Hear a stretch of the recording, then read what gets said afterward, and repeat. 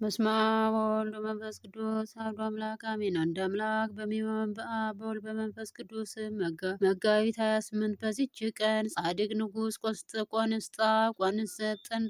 ቆስጠንጢኖስ አረፈ። የዚህ ቅዱስ የአባቱ ስም ቆንስጣ የእናቱም ስም እሌኒ ነው። ቆንስጣም በዕብራይስጥ ለሚባል ሀገር ንጉሥ ነው። መክንያኖስም በሮም በአንጾኪያና በግብጽ ላይ ነግሶ ነበር። ይህም ቆንስጣ አረማናዊ ነበር፣ ግን በጎ ስራ ያለው እውነትን የሚወድ በልቦናው ይቅርታና ርኅራኄን የተመላ ክፋት የሌለበት ነው። ወደ ሮሃ ከተማ በሄደ ጊዜ እሌንን አይቶ ሚስት ልትሆነው አገባት። እርሷም ክርስቲያናዊት ናት። ንጉሥ ቆስጠንጢኖስም ቆስጠንጢኖስን ጸንሳ ወለደችው። እርሱም ቆስጠንጢኖስ ብላ ስሙንም ቆስጠንጢኖስ ብላ ጠራችው። ይህም ዝንጉርጉር ማለት ነው። ከዚህ በኋላ ንጉሥ ቆስጠንጢኖስ እሌኒን በዚያው ትቷት ወደ ዕብራይስጥ ከተማ ተመለሰ። እርሷም ልጇን እያሳደገችው በዚያው ኖረች። የክርስትና ትምህርት አስተማረችው። ይቅርታና ርኅራኄን በክርስቲያኖች ወገን ላይ እንዲያደርግ በልቦናው ትዘራበት ነበር። እርሷ ግን ክርስቲያን ስትሆን የክርስትና ጥምቀትን ታጠምቀው ዘንድ አልደፈረችም። መንፈሳዊ እውቀትን ሁሉ በማስተማር አሳደገችው። ዳግመኛም ለመንግስት ልጆች የሚገባውን ሁሉ ከዚያም በኋላ ወደ አባቱ ወሰደችው። አባቱን ባየው ጊዜ ደስ ተሰኘበት። እውቀትን የተመላ ሆኖ ፈረስ በመጋለብም ብርቱና የጸና ሆኖ አግኝቶታልና በብርታቱም መሳፍንትን አድርጎ ሾሞ በመንግስቱ ስራ ላይ ሁሉ ስልጣን ሰጠው። ከ2 ዓመትም በኋላ አባቱ አረፈ። ቆስጠንጢኖስም መንግስቱን ሁሉ ለተረከበ የቀና ፍርድንም የሚፈር ሆነ። ከእርሱም በፊት የነበሩ ነገስታት የጫኑባቸውን ጽኑ አገዛዝ ከሰዎች ላይ አስወገደ።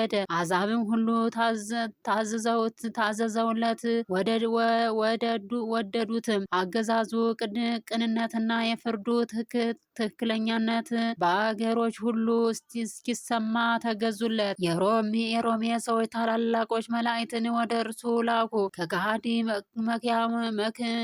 መክስማኖስ ጽኑ አገዛዝ እንዲያድናቸው እየለመኑ እርሱ አሰቃይቷቸው ነበርና። ለመላእክቶቻቸውም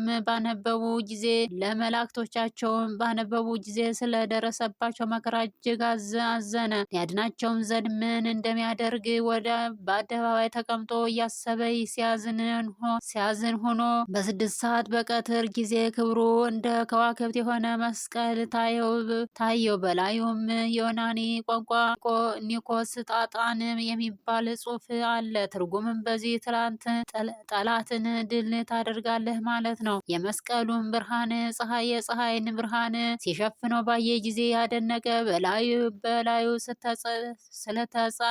ስለተጻፈውም አስቦ ለጭፍሮቹ አለቆችና ለመንግስቱ ታላላቅ ባለስልጣኖች አሳያቸው። እነርሱም ቢሆኑ ይህ መስቀል ስለምን እንደተገለጠ አላወቁም። በዚያችም ሌሊት የእግዚአብሔር መልአክ ለቆስጠንጢኖስ በራእይ ተገልጦ እንዲህ አለው። በቀኑ እኩሌታ በቀትር ባየኸው በዚያን መስቀል አምሳል ለአንተ ምልክት አድርግ፣ በእርሱም ጠላትን ድል ታደርጋለህ አለው። ከእንቅልፉም በነቃ ጊዜ ልቡ የጸና የወርቅ መስቀልም አሰርቶ በነገሰበት ሰው ዘውድ ላይ አድርገው መኳንንቶቹንና ወታደሮቹን ጭፍሮቹን ሁሉ መስቀል ሰጥቶ በጦር መሳሪያቸው ላይ ያደርጉት ዘንድ አዘዛቸው። እነርሱም እንዳዘዛቸው አደረጉ። ይህንንም የሆነው በዕብራይስጥ በነገሰ በ7ኛ ዓመቱ ነው። የሮምን ሰዎች ከስቃያቸው ሊያድናቸው ሰራዊቱን ሰብስቦ ተነስቶ ወጣ። መክስሚያኖስም ሰምቶ በታላቅ ወንዝ ላይም ታላቅ ድልድይ ሰርቶ ወደ ቁስጥንጥንያም ተሻግሮ ከነርሱ ጋር ተዋጋ። የመስቀሉን ምልክት ቀድሞ በታየ ጊዜ የመክንያኖስ ሰራዊት ድል ይሆኑ ነበር። የቁስጥንጥንያኖስም ሰራዊት የመክስሚያኖስ ሰራዊት ብዙ ሰው ገደሉ።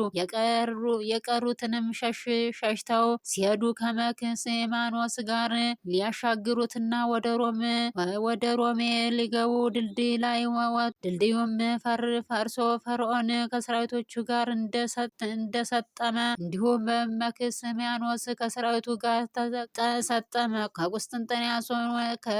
ከቁስጥንጥኖስም ወደ ሮሜ ከተማ ሲገባ የሮም ሰዎች ከካህናት ጋር መብራቶች ይዘው በዕንቁ የተሸለሙ አክሊሎችን ደፍተው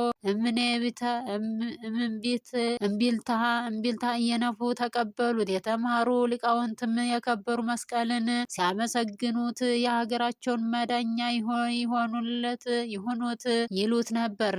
ለከበረ መስቀሉም 7 ቀን በዓል አደረጉ። ቁስጥንጥንያኖስም ዳግመኛ በሮም ነገሰ። ከሃዲዎች የሆኑ መክስሚያኖስ እና ዲዮቅልጥያኖስ ስለ ክብር ባለቤት ስለ ጌታችን ኢየሱስ ክርስቶስ ሃይማኖት ያስሯቸውን እስረኞች ሁሉም ፈታቸው። ደግሞም የጣዖታት ቤቶች ይዘጉ፣ አብያተ ክርስቲያናት ይከፈቱ ብሎ አዋጅ አስነገረ። ዳግመኛም ክርስቲያኖችን እንዲያከብሯቸው እንጂ እንዲያዋርዷቸው የጣዖታቱንም ገንዘብና ምራቸውን ለካህናት እንዲሰጧቸው አዘዘ። ክርስቲያኖችን በአረማውያን ላይ እንዲሾሙ አደረገ። ዳግመኛም አባቶቻችን ሐዋርያት እንዳዘዙ ማንም ሰው በሰሞነ ሕማማት ስራ እንዳይሰራ አዘዘ። በነገሰ በ11 ዓመት በሮሜ ሊቀ ጳጳስ በሶል ጴጥሮስ እጅ የክርስትና ጥምቀትንም ተጠመቀ። ሰራዊቱም ሁሉ ይህም የከበረ መስቀል ከተገለጠለት በኋላ በ4 ዓመት ነው። ከዚህ በኋላ በእርሱ ረዳትና ድል ያገኘበትን የሚያድን ስለሆነ ስለ ጌታችን መስቀል ትምህርት ዘንድ እናቱ ህሌኒን ወደ ኢየሩሳሌም ላካት። እርሷም አመፀኞች ይሁዳ ተቀብረው ከደፈኑት ቦታ አወጣችው። በዘመኑ ሃይማኖታቸው የቀና የ318 ጳጳሳት የአንድነት ስብሰባ በኒቂያ ስለ አርዮስ ተደረገ። ለክርስቲያኖችም መመኪያ በበጎ አሰራር የክርስቲያናዊት ስርዓት ተሰራች። ከዚህም በኋላ በዕብራይስጥ ታላቅ ከተማ ሊሰራ አሰበ። እንዳሰበውም ታላቅ ከተማ ሰርቶ በስሙ ቁስጥንጥንያ ብሎ ጠራው። በውስጧም አምላክን በወለደች በእመቤታችን በቅድስት ድንግል ማርያም ስም በአጋድያና በሶም ታላቅ ቤተ ክርስቲያን ስለሰራ መንፈሳዊ በሆነ በመልካም ጌጥ ሁሉ አስጌጣት። በውስጧም ከሐዋርያት የብዙዎቹን አጽም ከሰማዕታትና ከቅዱሳን ጻድቃን ስጋቸውን ስለሚሰበስብ የክርስትና ባለቤት ጌታችንን ደስ አሰኝቶ በመልካም ተጋድሎውን ከተፈጸመ በኋላ በኒቂያ ከተማ ጥቂት ታሞ አረፈ። ገንዘውን በወርቅ ሳጥን አድርገው ተሸክመው ወደ ቁስጥንጥንያ ደረሱት። የጳጳሳት አለቆችና ካህናት ከሁሉ ሕዝብ ጋር ወጥተው ተቀበሉት። በብፁዕ ጸሎት